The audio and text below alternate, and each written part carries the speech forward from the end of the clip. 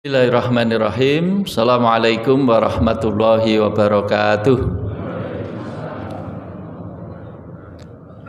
Alhamdulillah ala ni'amihi dhahiratan wa batinah, qadiman wa hadithan.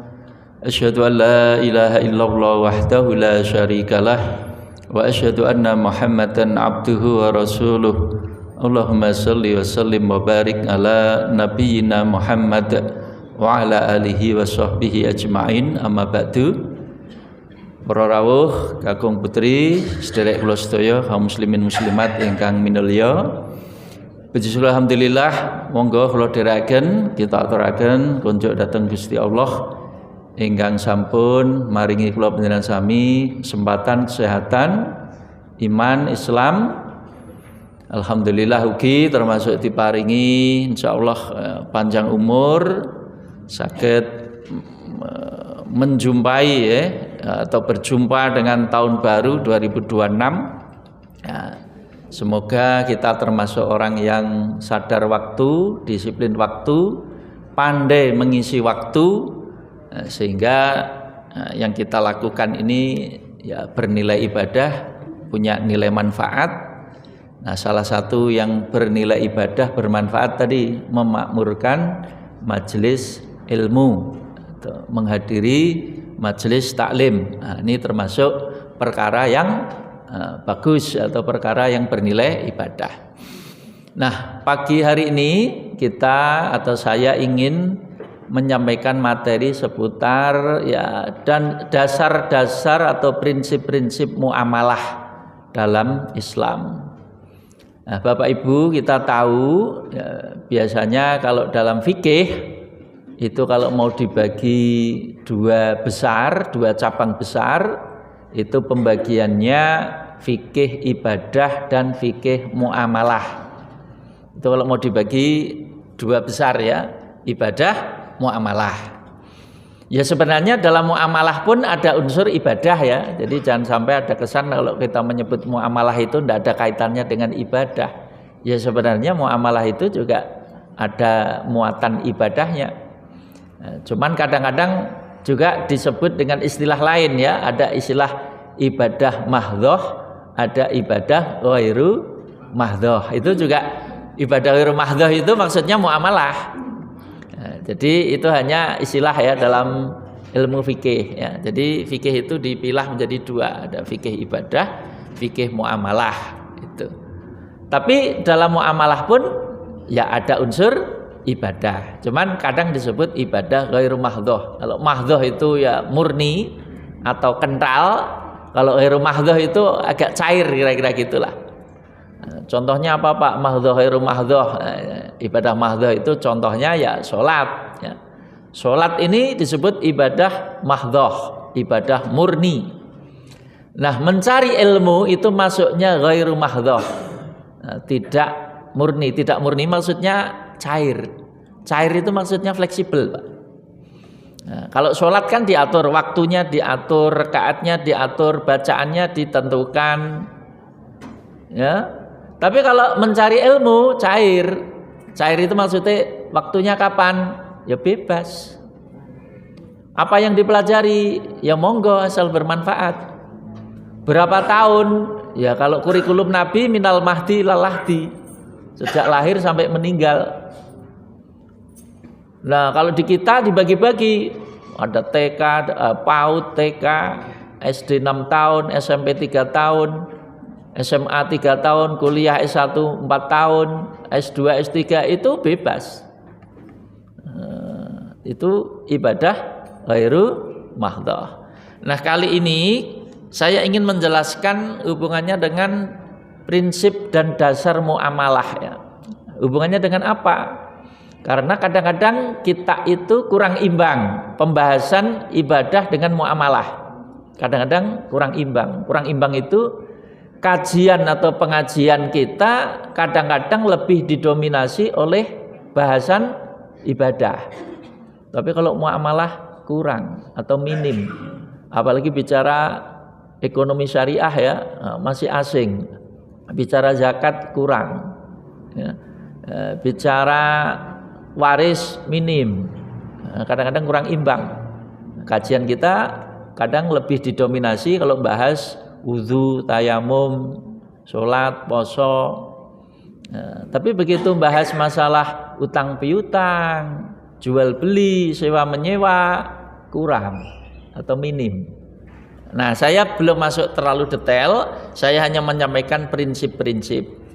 Hubungannya apa? Supaya kita itu ya tahulah rambu-rambu dalam bermuamalah. Biasanya kalau ibadah itu kita definisikan ya hubungan yang sifatnya vertikal antara hamba dengan Tuhannya, ibadah. Kalau muamalah hubungan horizontal, sesama manusia termasuk kita dengan lingkungan. Bukan hanya dengan manusia, lingkungan itu ya bisa dengan tumbuh-tumbuhan, sungai, laut, hutan, dan seterusnya. Itu dua-duanya harus baik. Ya. Dalam Al-Quran dinyatakan, a'udzubillahi minasyaitonirrajim, dzuribat alaihimudzillatu ainama thuqifu illa bihablim minallah wa hablim minan nas. Mereka akan ditimpa kehinaan di mana saja mereka berada, kecuali kalau mereka menjaga hubungan baik dengan Allah dan juga menjaga hubungan baik dengan sesama manusia. Hablum minallah, hablum minan nas, itu harusnya baik semua. Jangan hanya ibadahnya saja yang bagus, muamalahnya tidak bagus. Atau sebaliknya, muamalahnya bagus, ibadahnya males. Kita sebagai orang Islam hendaknya ya tadi ibadahnya tertib, bagus, muamalahnya juga bagus. Itu. Nah, maka dari itu kita upayakan kalau ngaji seimbang. Ya, kadang-kadang bahas tauhid, kadang-kadang bahas ibadah, tapi juga jangan lupa kita juga membahas akhlak, bahas muamalah. Ya, supaya semuanya bagus itu. Nah, karena kalau hanya bagus di sebagian tidak bagus yang lain, kadang-kadang orang juga masih ngelus dodo. Ngelus dodo contohnya begini, bisa saja ada morotuwa di satu sisi bangga, anaknya sergap neng masjid, anaknya sergap jamaah, tapi kalau morotuwa ngenengge, atau no mantu sergap neng masjid, tapi karo maratuwa padu wae itu.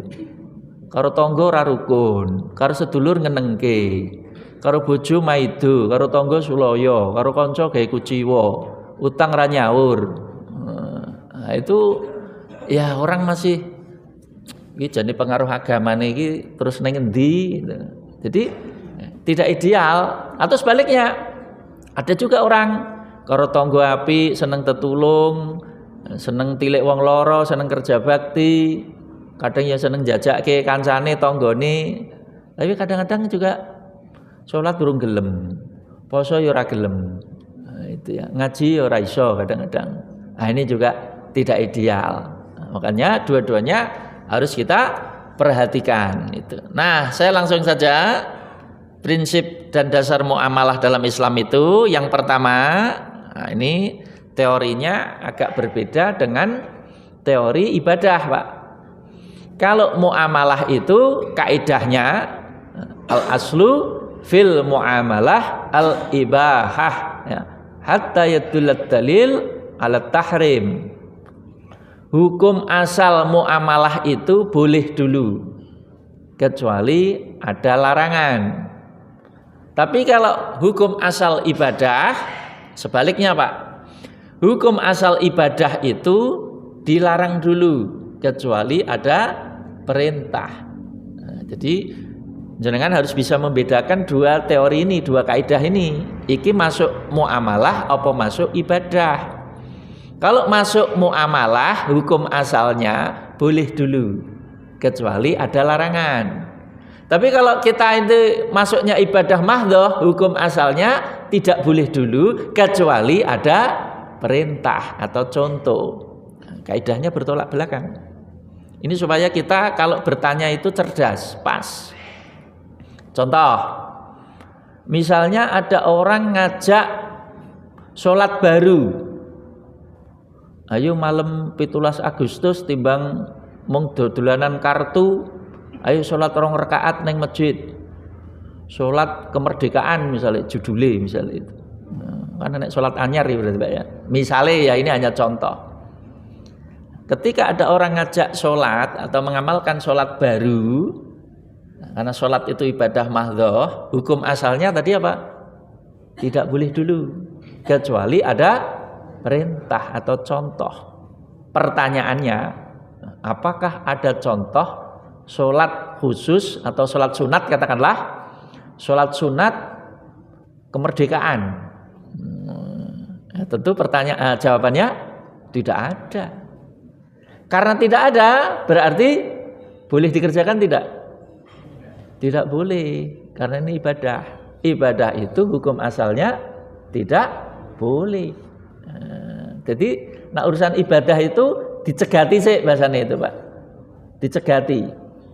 Sebab orang dicegati dengan bahasa lain ibadah kok untuk kreatif, nanti ibadah bisa kemana-mana nanti Pak. Kemana-mana maksudnya tambah terus. Lah RW kono sholat kemerdekaan, kok RW kono tahun ngarep gaene sholat hari pahlawan kok Pak. Sing kono sholat hari Kartini kok. Kena ora dicegat kok sholatnya dadi tambah terus kok pendak tahun gitu Pak. Makanya ulama itu wis pinter nak urusan ibadah cegat sih. Dicegat maksudnya ora ana perintahe, ora usah gawe. Dengan bahasa lain, nak urusan ibadah yo ora usah kreatif. Kreatif maksudnya ngarang dewi, nambah dewi, itu kreatif. Tapi kalau muamalah sebaliknya, muamalah itu hukumnya oleh dhisik, kecuali ada larangan. Oleh sik. Kenapa kok hukumnya oleh sik? Supaya kita kreatif. Artinya boleh kreatif kita kalau di bidang muamalah. Boleh kita kreatif. Justru kalau kita muamalah kok nunggu dalil, malah ora berkembang nanti Pak. Wong misalnya jenengan arep gawe komputer, kok ngenteni ayat tentang komputer. Aku arep gawe komputer, tapi nunggu ayatnya komputer midun sih. Lah ayat Al-Qur'an wis ora midun kok mbok enteni piye? Ya ndak? Wahyu kan sudah diputus loh Pak. Lah kok dinteni? Aku jane arep gawe alat anyar iki, tapi ngenteni Jibril midun. Lah ngenteni Jibril midun ya ora mungkin. Ngenteni Jibril sing teko malah Israil. Nah, nggih salah ngenteni, Pak. Jadi cerdas kita itu menempatkan itu. Nah, ini muamalah, hukum asalnya boleh dulu. Oh, ini ibadah, hukum asalnya tidak boleh dulu. Nah, kaidah-kaidah ini harus kita pahami. Itu ya. Jadi kalau mau gawe komputer, yang kita cari apa? Ono larangannya orang gawe komputer. Komputernya enten ya, Pak. Oh, berarti boleh. Tapi aja ngenteni ayat tentang komputer ya ora bakal midun ayate. Wong ayate wis putus kok ngenteni ayat. Saya ngenteni hadis, Pak. Lho, hadis wis putus kok ngenteni hadis. Jadi muamalah itu begitu. Nah, kalau ibadah ngenteni perintah, ngenteni dawuh, ngenteni contoh. Orang ana dawuh, ora ana contoh, ora usah kreatif. Termasuk tadi menciptakan sholat baru, menciptakan puasa baru, tidak usah kreatif kita di bidang itu. Nah, ini ya prinsip pertama, muamalah boleh dulu kecuali ada larangan. Makanya disitulah kita dipersilahkan untuk kreatif. Kreatif maksudnya apa? Gawe sing anyar, gawe model baru, sistem baru, alat baru, silahkan kalau di bidang muamalah. Misalnya ya kalau di Muhammadiyah misalnya boleh kita ciptakan opo alat, opo lembaga, opo yang baru, yang manfaat yang dibutuhkan, silakan. Sing liya urung ono ngenek kesik, ndak masalah. Misalnya ya rumah sakit PKU Muhammadiyah misalnya gawe rumah sakit kreatif, inovatif terus. Piye carane gawe rumah sakit sing nyaman, cepet mari, murah, di duit ya dibayar, orang di duit ya entuk utang. Kuat yo bayar, ora kuat yo diikhlaske. Kreatif ngono kuwi oleh, Pak. Wong urusan muamalah kok. Ya itu. Nah, jadi berkembang terus. Termasuk masalah pembayaran digawe fleksibel, gawe luwes tadi. Kan durung enek, Pak, rumah sakit entuk utang kan durung tau krungu aku. Lah Muhammadiyah wani ndisi ora apa-apa gitu. Engko kan dadi aneh utawa baru itu. Wah, Rumah Sakit Muhammadiyah hebat ya apa? Liyane ora entuk utang. Bayare ya fleksibel itu. Kadang ya ono disaur, ora ono ya dibebaske. Kalau bisa seperti itu ya monggo. Kalau bisa. Tapi ya urung tumon aku. Nah, itu. Ya itu prinsip pertama. Prinsip kedua, muamalah itu singkat-singkat. Prinsip yang kedua, muamalah itu tarodin. Tarodin itu apa? Saling suka, saling rela, podo maduke, podo geleme, podo senenge. Itu prinsip dulu. Jadi kalau kita bermuamalah itu salah satu asas yang harus kita hormati, kita junjung tinggi, podo senenge, podo maduke. Ya walaupun dalam hal tertentu pasti ada pengecualian, Mbak ya. Tapi ini prinsip umum dulu. Jadi muamalah itu podo senenge, podo cocoke, podo maduke. Dengan bahasa lain, tidak boleh dipaksa. Tidak boleh dipaksa. Walaupun dalam hal tertentu ada pengecualian. Pengecualian itu ya karena kadang-kadang ada dianggap maslahatnya lebih besar, ya kadang-kadang ya tompo wae lah. Tompo wae maksudnya timbangannya menghambat atau ribet. Contohnya kadang kita agak dipaksa ya. Bisa jadi kita tidak ingin menjual tanah kita, Pak. Tapi kan kena proyek jalan tol misalnya ya. Waktu pembebasan dulu itu loh. Itu kan ya ngalah Pak kadang-kadang kita ya. Demi kepentingan yang lebih besar. Bisa jadi jenengan awalnya ya aku jane ora pengen ngedol ya, Mas. Jadi aku ya rada terpaksa iki ngedol itu. Ya kadang-kadang ya rada terpaksa ya ora apa-apa. Untuk kepentingan yang lebih besar. Tapi asas umumnya tarodin ya, suka sama suka, mau sama mau. Muamalah itu termasuk menikah atau perjodohan. Kalau dulu ada istilah wali mujbir, seorang wali boleh memaksa anak gadisnya untuk dinikahkan dengan pria yang dianggap sekufu. Nah, sekarang teori wali mujbir itu sudah dihapus. Siapa yang menghapus? Undang-undang perkawinan. Undang-undang perkawinan di negara kita memastikan orang yang mau menikah itu suka sama suka, saling mencintai. Dengan bahasa lain, bangsa maksa-maksa wis ora diakui. Makanya calon pengantin itu oleh PPN, petugas dari KUA, dipastikan nikah itu suka sama suka apa enggak. Kalau dia misalnya bilang saya enggak suka atau enggak mau, ya tidak dilanjutkan atau tidak diproses. Karena itu salah satu asas atau prinsip. Jadi suka sama suka, tarodin, saling rela. Itu prinsip kedua. Prinsip ketiga, dalam muamalah itu kita diajarkan untuk musyawarah, rembukan, tasyawur. Jadi dalam bermuamalah, terutama kalau kita jadi pimpinan, memutuskan hal-hal yang strategis penting, jangan lupa diputuskan dengan musyawarah. Itu salah satu asas atau prinsip agama kita mengenalkan musyawarah. Wa amruhum syura bainahum. Perkara mereka dimusyawarahkan di antara mereka. Tidak diputuskan sepihak, tidak diputuskan sendiri. Apalagi menyangkut kepentingan orang banyak. Musyawarah. Wong kita yang kecil-kecil saja perlu musyawarah, iya. Misalnya apa? Mencarikan sekolah anak kita.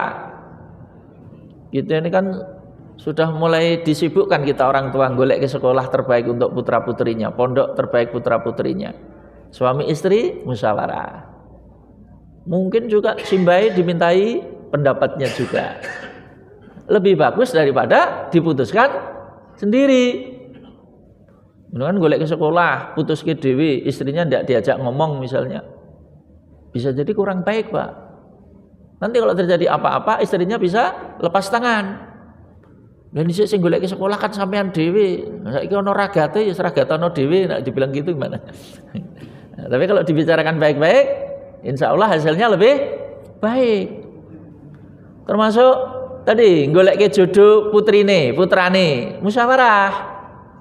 Yang musyawarah siapa? Ya bisa ayah ibu, termasuk yang bersangkutan diajak musyawarah. Jangan diputuskan sepihak atau sendiri. Nah, prinsip-prinsip seperti ini tolong diperhatikan, Pak.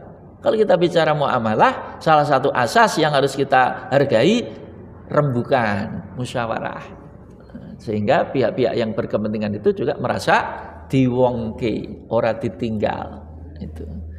Berikutnya apalagi prinsip-prinsip kita dalam bermuamalah. Ya. Nah ini prinsip muamalah selanjutnya adalah keadilan atau adil. Prinsip keadilan ini ya di bidang apapun akan dipakai. Tidak hanya hukum, Pak ya. Di muamalah secara umum keadilan adalah asas, prinsip. Termasuk dalam hal muamalah. Ini ki adil apa zalim? Ini ki adil apa nguntungke salah satu pihak?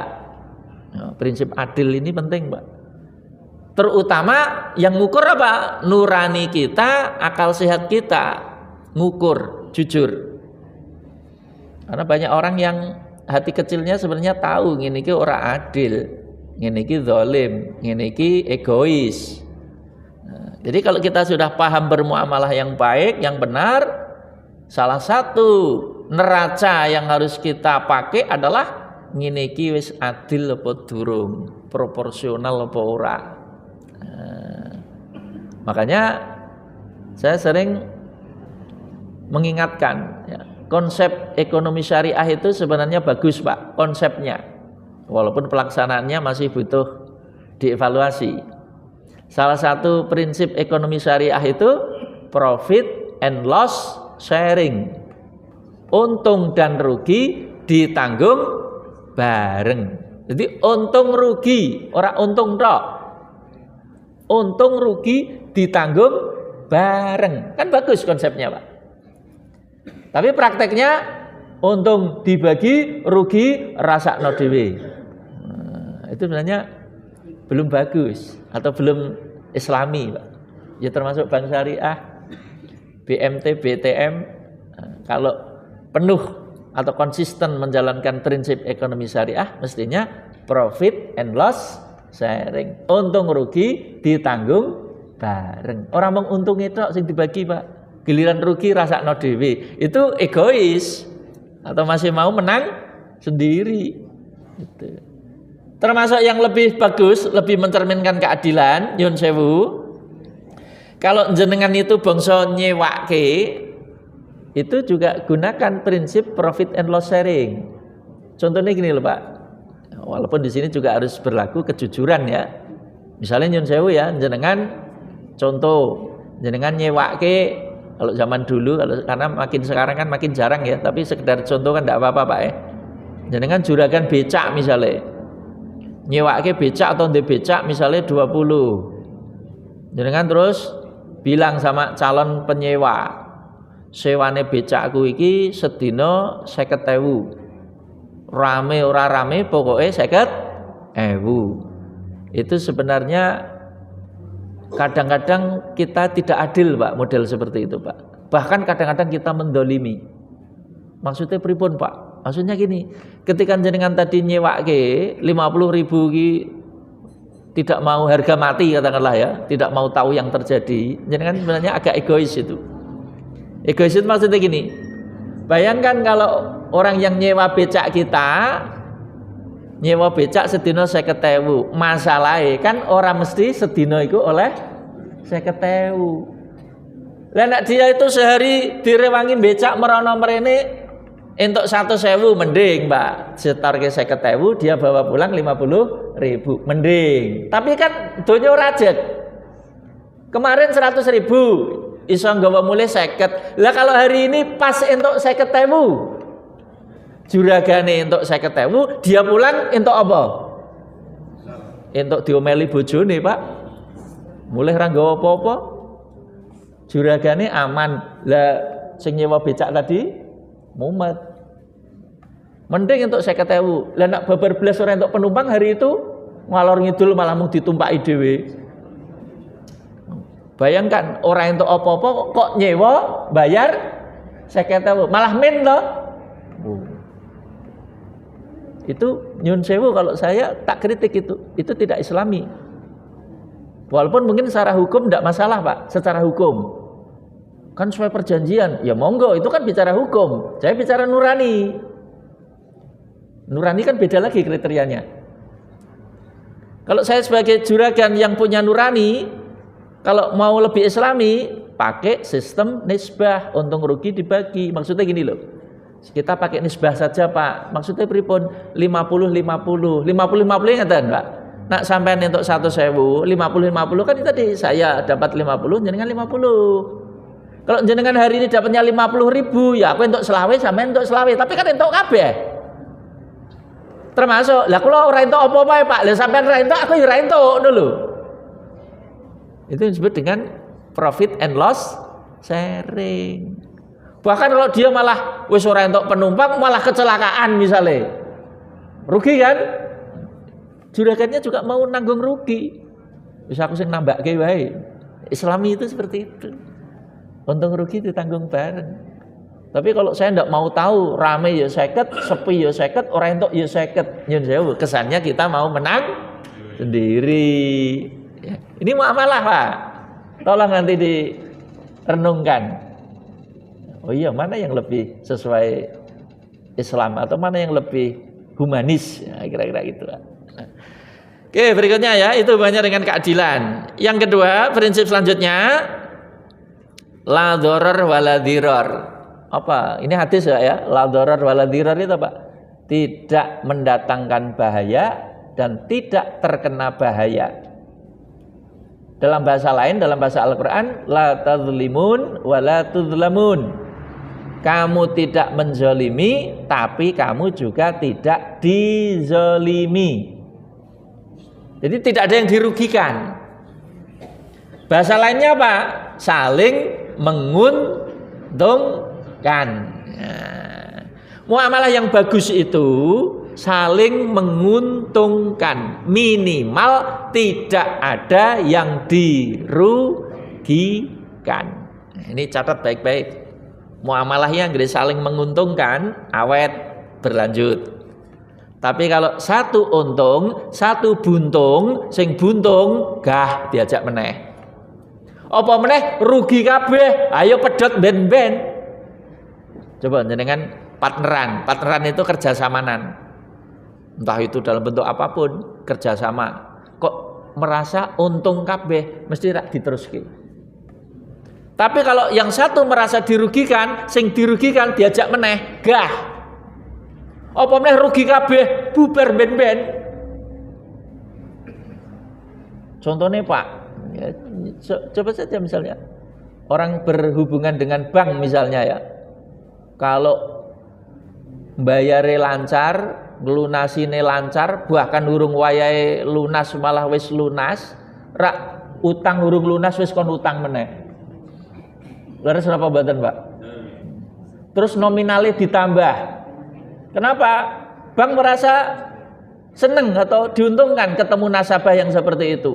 Wis wonge gampang nyaure, lancar, malah urung waya lunas malah dinulasi. Urung lunas wis kon utang meneh, Pak. Bahkan ditambahi meneh. Digedeni maksudnya plafone. Kenapa? Nah, dia merasa diuntungkan. Sebaliknya kalau ini juga untung, mungkin juga ambil lagi. Tapi kalau di mata bank nasabah ini rewel, bandel, baulet, wangel, bagiannya wangel, cok delik, cok dadak digoleki, boro-boro ketika mau ngajukan hutang lagi, urung apa-apa wis blacklist. Ini normal. Jadi kalau awet, saling menguntungkan, awet, berlanjut. Yang satu rugi, yang rugi tidak mau teruskan. Rugi kabeh bubar ben-ben. Sama nyun sewu hubungan suami istri, pernikahan. Kalau suami istri merasa nyaman dengan pasangannya, bahagia dengan pasangannya, awet terus bertahan. Kon pisah gah. Kenapa? Nyaman, aman, bahagia, ora bakal kepikiran pisah. Tapi kalau yang satu merasa saya dizolimi, saya dirugikan, saya dianiaya, yang merasa dirugikan, merasa tidak bahagia, kepikiran pisah, kepikiran ya njaluk pegatan. Apa meneh merasa rugi kabeh. Suami ya merasa menderita untuk bojo iki, istri ya merasa menderita untuk bojo iki. Ketika ada usulan, piye nak pisahan Bu? Cocok, langsung jawab ngono. Ora usah sampean usul, aku arep usul sik kok malah ngono. Beneran sampean usul, kari sampean sing maju apa aku sing maju malah ngono. Kenapa? Ora cocok kabeh, ora bahagia kabeh. Nah, ini muamalah itu Pak, la dharar wala dirar. Jangan ada yang dirugikan, saling menguntungkan Pak. Saling menguntungkan mesti awet. Ada yang dirugikan gah. Rugi kabeh bubar. Nah, itu alamiah itu Pak. Itu. Berikutnya, prinsip berikutnya. Nah, ada kata-kata yang sering kita dengar, terutama di bidang muamalah, ini sering disebut dalam Al-Quran, ma'ruf. Apa arti ma'ruf? Biasanya orang mengatakan ma'ruf itu baik gitu aja. Sebenarnya tidak cukup hanya kita artikan baik Pak. Ma'ruf itu intinya satu, sudah diterima dan dipraktekkan. Jadi harus melaku. Di ciri suatu itu dikatakan ma'ruf, satu sudah diterima dan sudah diberlakukan. Yang kedua sesuai akal sehat. Akal sehat cenderung menerima, tidak ada masalah. Ya. Yang ketiga cirinya apa? Sudah dikenal, diterima, dipraktekkan. Terus sesuai akal sehat. Itu ciri ma'ruf. Dan sifatnya bisa lokal. Lokal itu tidak mesti universal. Dengan bahasa lain, yang ma'ruf di satu tempat belum tentu dianggap ma'ruf di tempat lain. Belum tentu Pak. Karena ma'ruf itu memang lokal kadang-kadang. Lokal itu hanya masyarakat tertentu dianggap ma'ruf. Jadi ma'ruf itu tadi Pak, wis ditompo, dipraktekke, jalan sesuai akal sehat, sudah diketahui, sama-sama diterima. Dan tidak harus universal, hanya di tempat lain tidak harus seperti itu. Makanya ketika kita bermuamalah, satu hal yang harus diperhatikan, nginiki ma'ruf apa tidak. Dengan bahasa lain, wajar apa tidak menurut ukuran tempat itu. Karena bisa jadi yang seperti itu dianggap tidak ma'ruf, tapi di tempat lain ma'ruf. Contohnya Pak, kersane kula tambah jelas. Contoh, bapak-bapak berbelanja termasuk sayur, nyun sewu, nak teng daerah mriki termasuk ma'ruf napa mboten ma'ruf? Nak bapak-bapak belanja sayur ini nak teng daerah mriki kategori ma'ruf napa tidak ma'ruf? Tidak ma'ruf. Ya monggo. Tapi nek jenengan teng Saudi, suami niku blonjo ma'ruf, Pak. Ma'ruf ini apa? Ditampa umum, akeh contone dan tidak dikritik. Jadi budaya teng Saudi, laki-laki itu blonjo, memenuhi kebutuhan rumah tangga. Jadi termasuk goleke sayur, goleke klambi, kebutuhan rumah tangga itu laki-laki yang belanja. Di sana ma'ruf, iya. Di Indonesia tidak ma'ruf. Tidak ma'ruf itu maksudnya kurang lazim. Ciri tidak ma'ruf itu apa Pak?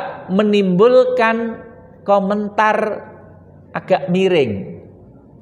Maksudnya diharu-harui wong gitu loh.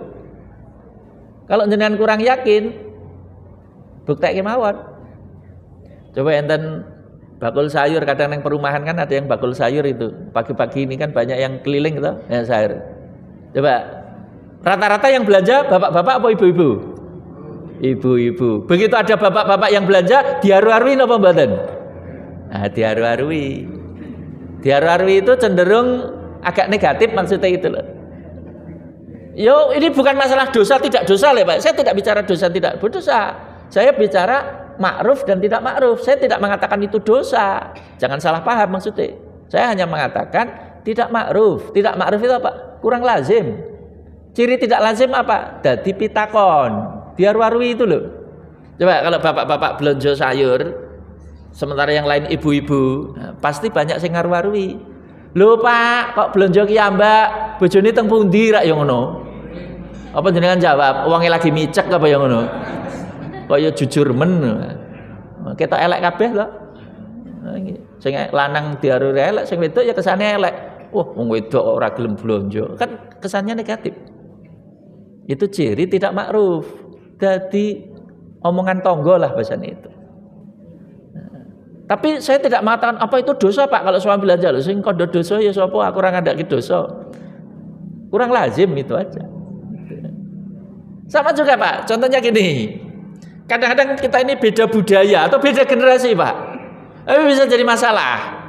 Karena masalah makruf dan tidak makruf.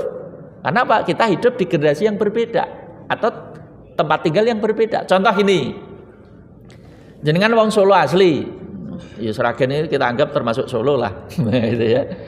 Jenengan asli wong Sragen, masih menjunjung tinggi budaya Jawa. Jenengan gak ada anak lanang, sekolahnya dhuwur, pangkatnya dhuwur. Dapat orang Betawi misalnya, orang Jakarta.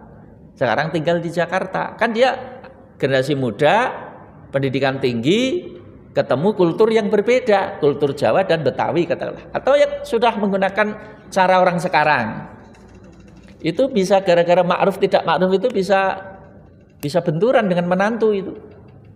Contohnya gini Bu, suami istri bisa saja Pak di dalam satu rumah tangga gaya kesepakatan kan boleh-boleh saja antar suami istri maksudnya. Contoh kesepakatan itu gini, Pak apa karena kita belum punya pembantu misalnya, wis bagi tugas. Suaminya diberi tugas misalnya apa? Masak, nyuci, nyetrika. Istrinya tugasnya apa misalnya? Ya apa?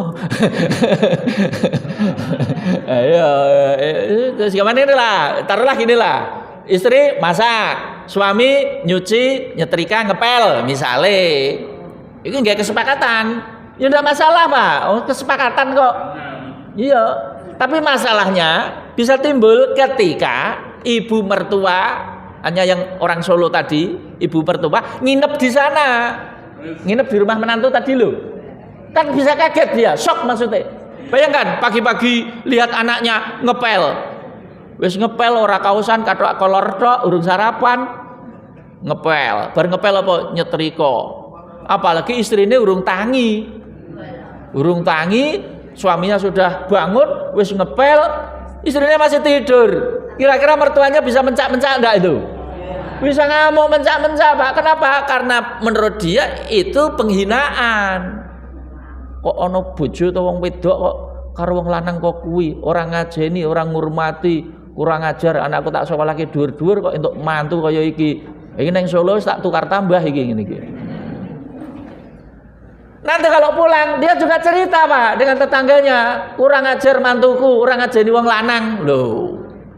Kenapa? Dia pakai budaya orang Solo, orang Jawa.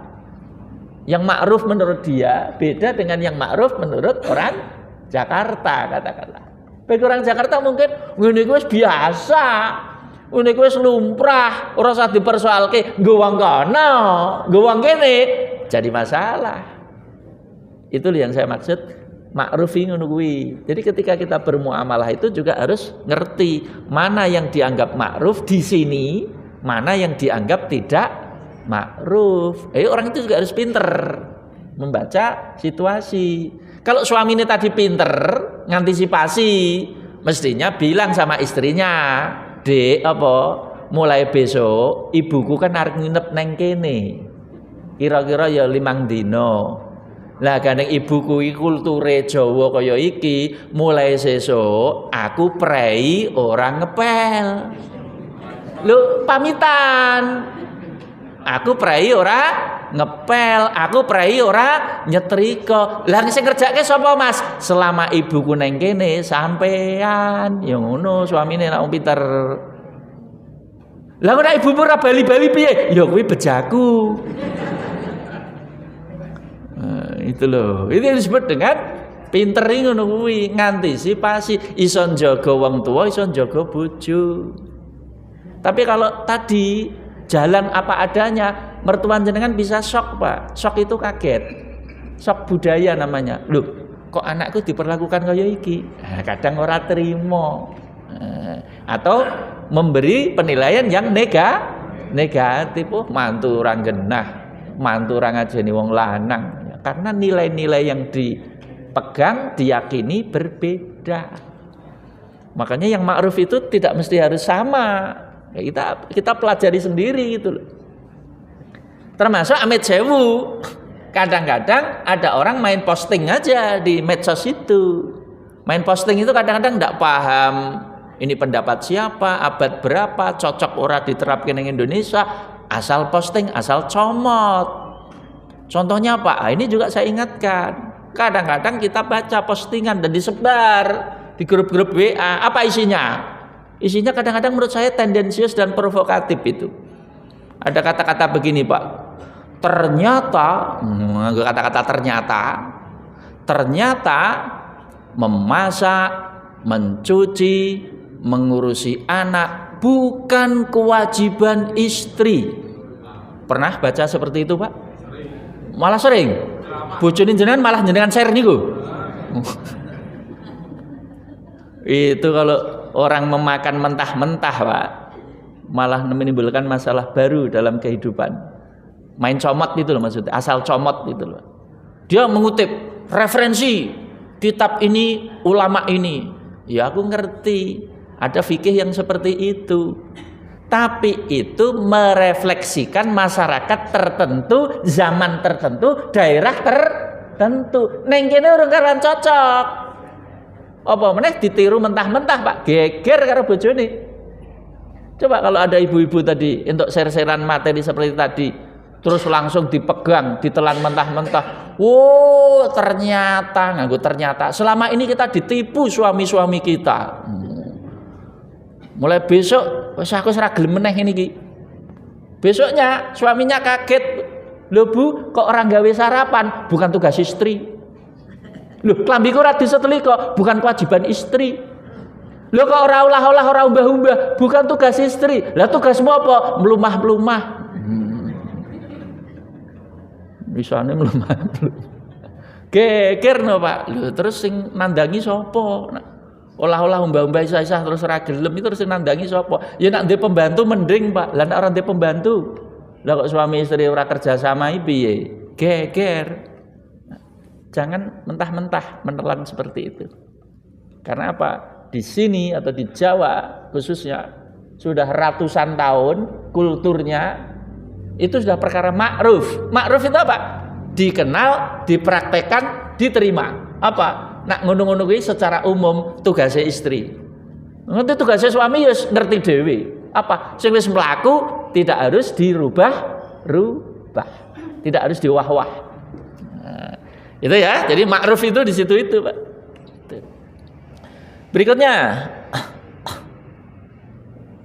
prinsip muamalah ini dihalalkan yang baik-baik, diharamkan yang buruk-buruk. Ini juga prinsip dasar rambu-rambu. Muamalah itu sing elek-elek dilarang, sing apik-apik disuruh. Minimal ya dibolehkan lah. Jadi kita tahu rambu-rambu, Pak. Ini perkara baik diterima, diamalkan. Ini perkara buruk jauhi, tinggalkan. Jadi peranan akal termasuk ilmu, termasuk kesehatan ini penting. Ngene iki manfaat apa ora? Ngene iki apik apa ora? Silakan akal sehatnya dipakai. Dan kita jujur, Pak, ngene iki manfaat apa ora? Nah, itu. Ya, supaya kita itu pinter dan tepat dalam bersikap. Berikutnya adalah muamalah itu berorientasi pada maslahat, bukan mafsadat. Hanya kalau mafsadat itu ditolak. Jadi muamalah itu tidak semata-mata niru, tapi orientasinya adalah maslahat, manfaat. Kalau kaidah fikih yang terkenal, hukum itu kalau mau diperes intinya dua, lijal bil masalih walidaf'il mafasid.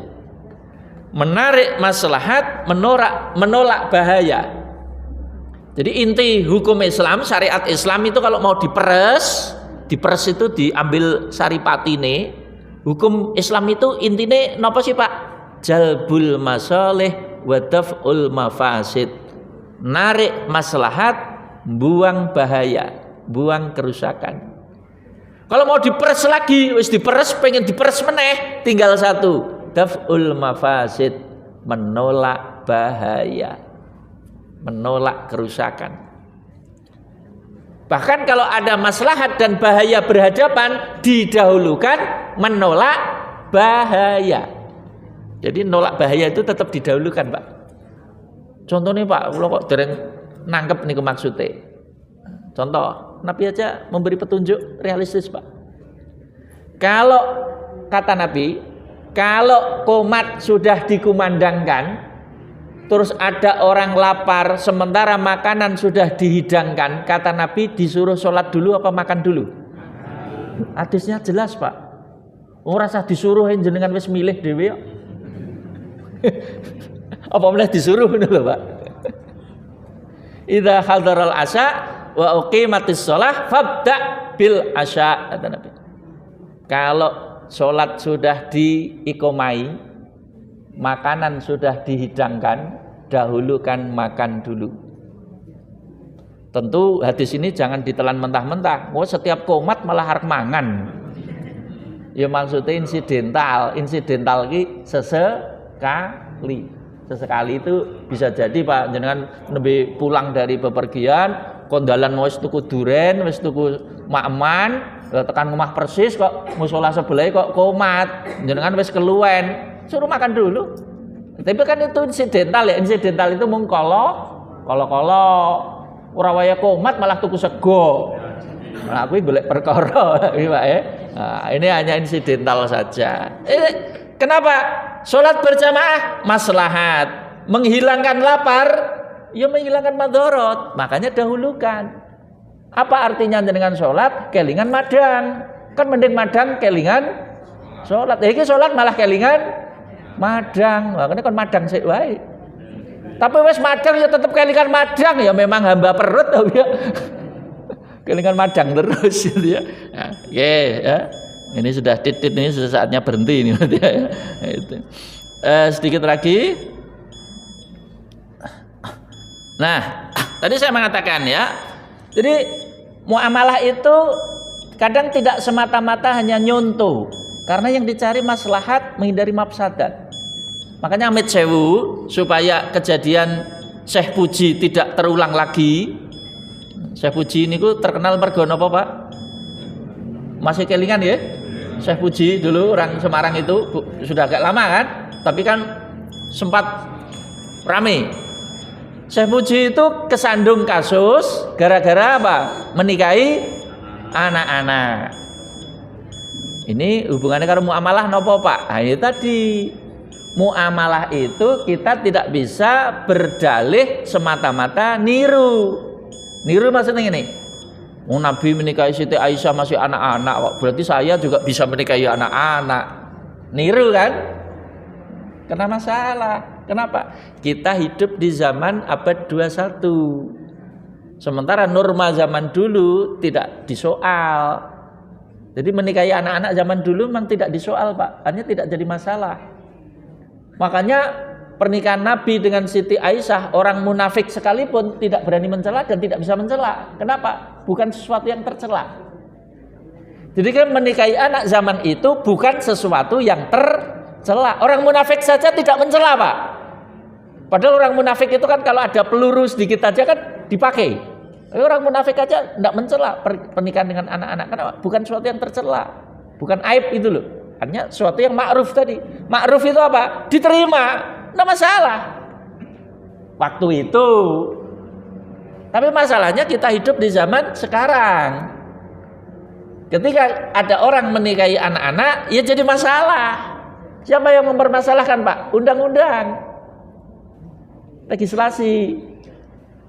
Komnas Perlindungan Anak turun, Komnas Perempuan turun, LSM turun. Turun ini maksudnya menyoal. Jadi jangan kita hanya alasan niru, sementara maslahatnya apa, madaratnya apa, orang paham. Kenapa sekarang menikahi anak-anak dilarang? Ya sekarang tanya akal kita, dianalisis yo gampang kok. Apa manfaatnya menikahi anak-anak? Angel tahu dengan jawab Pak? Coba kalau saya tanya, apa manfaat menikahkan anak-anak? Jenengan kangelan. Tapi kalau saya tanya, apa madharat menikahkan anak-anak? Jenengan jawab rak lancar. Berarti kan madharat. Tapi kalau ditanya, apa manfaatnya anak-anak dinikahkan? Jenengan kangelan. Kangelan itu kesulitan jelas. Tapi kalau saya tanya, apa ruginya menikahkan anak-anak? Jenengan jawab rak lancar. Jadi itu yang saya maksud. Muamalah itu kadang orang mau sekedar niru, maslahat madharat harus diperhatikan. Kalau sekedar niru aja bisa kena masalah. Contoh lain apa? Zakat fitrah.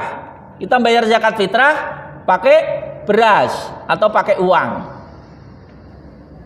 Kenapa kok tidak pakai kurma? Ben persis. Kalau sekedar persis kan pakai kurma loh Pak. Jangan alasan di sini tidak ada kurma Pak. Ujari sapa ora ana kurma. Wong ora bodo Indomaret isine kurma tok. Artinya alasan tidak ada itu ndak terbukti maksudnya. Ngapa kok ora niru? Nabi persis maksudnya. Kurma misalnya. Karena akalnya juga dipakai. Manfaatnya apa? Ya, kita bicara manfaat Pak. Wong Indonesia dikai kurma ora pati doyan. Siji ora pati doyan, bukan makanan pokok. Loro selarang sisan. Selarang ora doyan. Li selarang ora doyan ngopo dituku kan gitu. Ngopo dikeke? Selarang ora doyan sisan. Lah nek larang doyan cek mending, Pak. Duren larang, tapi kan do doyan. Oh, cek mending. Lha iki kurma wis larang ora doyan. Nah, lah sing doyan apa? Beras siji ya doyan, loro ya murah. Goleke ya gampang. Akhirnya apa? Yang dipakai hanya bukan semata-mata niru, tapi yang diambil spiritnya, kemaslahatan. Apa yang lebih maslahat untuk orang Indonesia kalau diberi zakat fitrah? Beras. Nah, itulah Pak. Jadi orientasinya maslahat. Tapi kok misalnya Muhammadiyah kok membolehkan pakai uang? Ya lagi-lagi pakai maslahat juga Pak. Kenapa pakai maslahat juga? Ya tanya saja yang mau menerima itu. Ya, kalau tidak percaya, kalau perlu suruh ngisi survei aja. Tanya itu calon penerima zakat fitrah itu. Bapak Ibu kalau diberi zakat fitrah lebih suka diberi dalam bentuk pilihan C. Polling kok. A. Beras, B. Uang, C. Beras dan uang. Mau kira-kira sing nyentang paling oke sing ndi? Kira-kira yang dicentang paling banyak yang mana, Pak? Beras sama uang. Jawabnya lancar wis tau ngisi gitu iki. Kenapa? Wong saiki nyekel beras karo nyekel duit tetep ayem nyekel. Apa meneh beras ya nyekel, duit ya nyekel, ya guyu-guyu to, Pak. Lah wong cekeli beras ora nyekel duit ya cek mumet to, Pak. Palang aku dikai duit ora nyekel beras ya cek ngono. Cuman saiki beras karo duit ya wong luwih butuh duit. Wong nyekel duit itu ora ayem, nyekel beras ijek kepikiran ngedol beras, Pak. Lha didol. Lagi didol Pak. Tapi kalau orang dikasih beras, kasih duit, ayam. Kayak beras toh, orang nyekel duit, ijek kepikiran ngedol ora ngono Pak. Mending cekeli duit walaupun ora duwe beras, tetap ayam Pak. Wong duit itu luwih merantasi kok zaman saiki kok. Nah, gitulah Pak. Cara berpikirnya itu seperti itu. Nah, jadi kenapa Muhammadiyah kok beras ya entuk, duit ya entuk? Sebab apa wong miskin ben beras ya nyekel, duit ya nyekel gitu loh maksudnya. Cekeli beras tok, ijek kepikiran golek duit. Gitu loh. Cekeli duit, orang nyekel beras malah ijek mending. Karena orang sekarang lebih membutuhkan duit. Jadi muamalah itu tidak semata-mata niru maksudnya itu. Baik, saya kira ini saja Bapak Ibu yang dirahmati Allah Subhanahu wa taala, kajian kita subuh ceria pagi hari ini. Terima kasih kerawannya. Semoga yang sedikit bisa memberi manfaat khususnya untuk pribadi saya dan umumnya panjenengan semua. Insya Allah setelah ini saya mengisi di PCM Sidoharjo, tidak terlalu jauh Pak dari sini.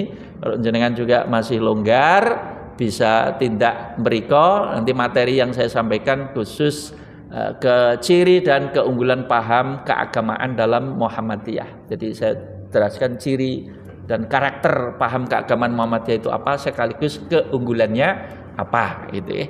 Terima kasih dan mohon maaf kita akhiri dengan doa. Khususnya di awal tahun baru ini, semoga Allah SWT memberikan kita ya, rezeki yang lebih layak, lebih barokah, lebih lancar lagi, dan juga kita dijauhkan dari berbagai macam bencana, musibah, ya, huru-hara, fitnah. A'udzubillahi minasyaitonirrajim. Bismillahirrahmanirrahim. Alhamdulillahirabbil alamin. Hamdan syakirin, hamdan na'imin, hamdan katsiran thayyiban mubarakan fih. Allahumma inna nasyhadu bi annaka antallah la ilaha illa antal ahad as-samad alladzi lam yalid wa lam yulad wa lam yakul lahu kufuwan ahad. Allahumma shalli wa sallim wa barik ala nabiyyina Muhammad wa ala alihi wa sahbihi ajma'in. Warda anna ma'hum bi rahmatika ya arhamar rahimin. Allahumma inna nas'aluka ilman nafi'ah wa jisman afiyah wa rizqan halalan thayyibah innaka ala kulli syai'in qadir. Allahumma inna na'udzubika min ilmin la yanfa' wa min qalbin la yakhsha wa min du'ain la yusma' wa min amalin la yurfa'. Allahumma inna na'udzubika min tahawuli afiyatika wa fujaati niqmatika wa jami'i sakhatika ya arhamar rahimin. Rabbana atina fid dunya hasanah wa fil akhirati hasanah wa qina adzabannar. Allahumma inna nas'aluka salamatan fid din wa afiyatan fil jasad wa ziyadatan fil ilmi wa barakatan fil rizqi wa taubatan qablal maut wa rahmatan 'indal maut wa maghfiratan ba'dal maut. Allahumma hawwin 'alaina fi sakaratil maut wa najata minan nari wal afwa 'indal hisab. Wa sallallahu ala nabiyyina Muhammad. Subhana rabbika rabbil izzati amma yasifun wa salamun alal mursalin walhamdulillahi rabbil alamin.